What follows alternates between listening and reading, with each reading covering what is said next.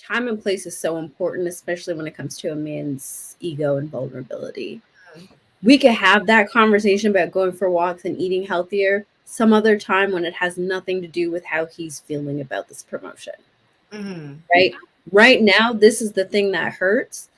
That band aid over there is not going to fix this hurt. Right? In the long run, it will. In this moment, it damages our relationship because what it's going to do is while we're going on those walks, he's going to eat the entire box of Krispy Kreme donuts in the car without me knowing. We're not getting any farther ahead, right? We haven't built that bond and that trust to actually engage in that path together.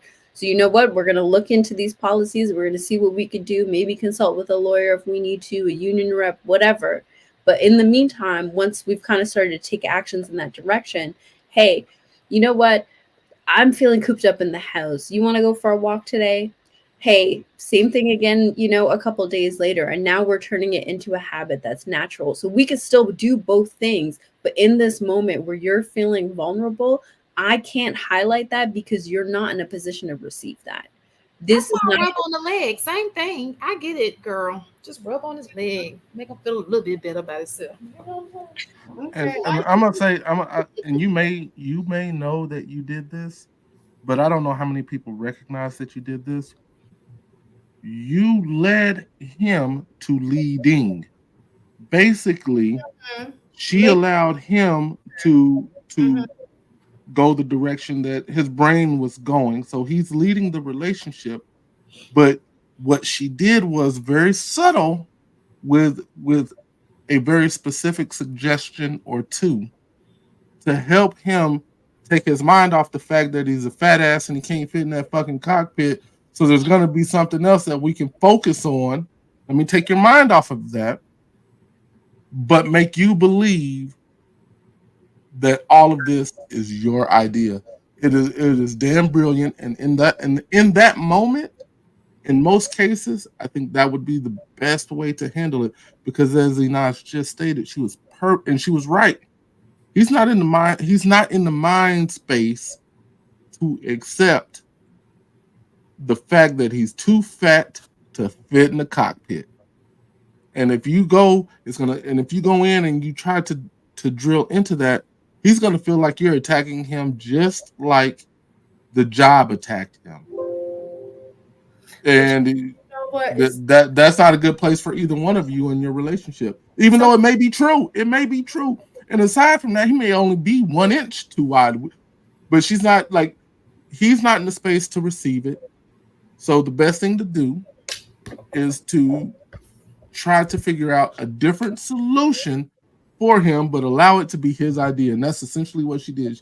She guided him to being the lead in the solution. it was a It, guy it, it was beautiful. It was beautiful. Like, before even though that's crazy as hell. an example of what that looks like is that women, there's some women who know how to lead from behind. And so what you just did, in my opinion, was an example of leading from behind in a sense that you you put that back on him to come up with the solution for his problem, even though, we know that that's not the real answer. um, but you allow to move in that, let him move in that direction and supported him in that. And that's, I think that's an example of leading from behind. But as a man, let me ask y'all, do you would you prefer, like, because I don't know how to say it, like, kind of, because now I'm thinking about what Ina said, they're not in the right headspace to hear that. So is it a matter of now at that point I need to be a listening ear and just be like, man, I'm sorry that that happened to you, and leave it at that?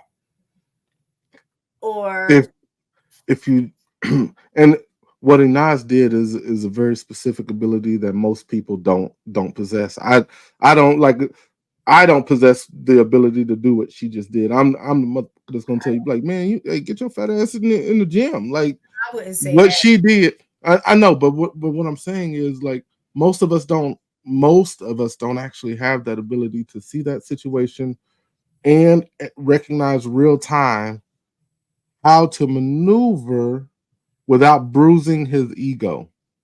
So if your brain is saying, "Hey, let's focus on what they say," I'm putting quotes around it, what they said, then the best thing to do would be to be the listening ear. That would be the best case scenario as opposed to looking for a solution. Yeah, I think that's I think for me personally, with my personality, I think my best way would be just to listen without offering solution for me. And Because I I would would I got also another good one. I got and another real good and one. question would be also like, well, why are we looking into policy? Like I would be asked, why would we look into policy for discrimination? Like, you know what I'm saying? I know I would be more like I would be sensitive in the fact of not trying to be like, oh, you just fat. You know what I'm saying? I wouldn't do that, but I would be like, well, I would probably question why is he looking into policy when he already know what they told him is that he needs to be a certain weight. So I'm not going to even entertain that. So I think for my personality, my best bet is to just shut up and listen and just see, be like, but oh, I'm sorry that that happened to you. see, and when you play this back, and I hope that this actually gets clipped. One thing you'll notice what Inaz does in that scenario that she was presented, it was her pulling the information out of him. He didn't initially offer up, I feel like I'm discriminated against. She got him to talk more to see if there was something that she could grab onto to actually help assist in getting closer to a perceived solution. So the question for you, mistaken, I think, is to let him vent. If I'm gonna be perfectly honest, let him vent it out and be there and at the end of the day, like, hey baby, I know you had a rough day. Here it is. But like what she did really takes a lot of skill.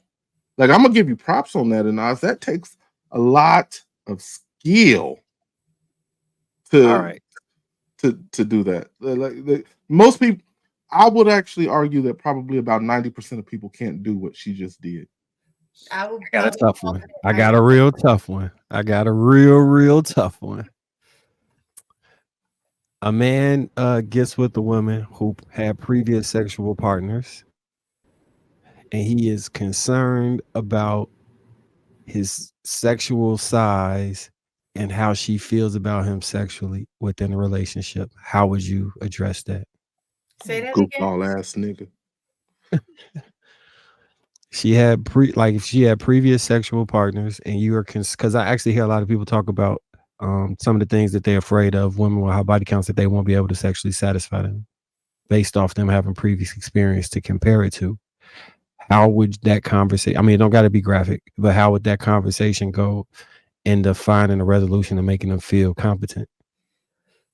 Oh, so he's What feeling like now? What was he's the not question Okay, again? the guy is feeling like he's not Up to meeting par in the her bedroom? sexual expectation.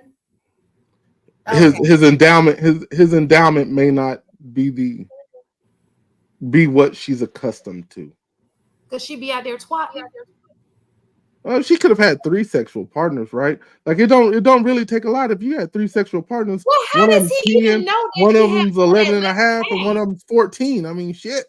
And this dude coming through with 7, he might feel like he so and this is what I was going to ask you, Marcus, because that's kind of wide open. My thought process on it is, let if I may pose the question a little differently to the ladies. Um, and I'm going to say the word I, but we're speaking in general. And when I'm saying I and I'm talking to you, it's still general. If y'all understand the context of what I'm saying. Hey, yo, bang, I got what I wanted out of it. What would you like different? Do you want to do something different? You want to add something? You want to take something away? I want to make sure that you get pleasure out of this also. Now, When does that conversation occur? we just did it. It was the first time.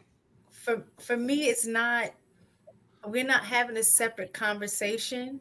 Like I think the conversation happens in the act.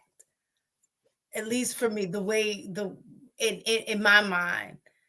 if it's something, no, I don't mean we're having a whole conversation like, well, babe, you know what I'm saying? But more along the lines of, I can't, well, more along the lines of, if you're doing something good in that moment, I'm going to say, yeah, keep doing that, so to speak. You know what I'm saying? So it's, I guess, hands-on learning in a moment, as opposed to waiting till everything is over and then trying to have the conversation. I think for me, you learn best in the middle of, as opposed to with, like, how when they talk about kid, if a kid does something wrong and then you wait until hours later to correct them, the correction, you're not going to necessarily see the correct, like, it's going to be hard for them to correlate the two between something that they did a day ago and now you're getting on them for it, versus in a moment when it happens to do the correction immediately. So I think for me, my direction would happen in the process, if that makes sense.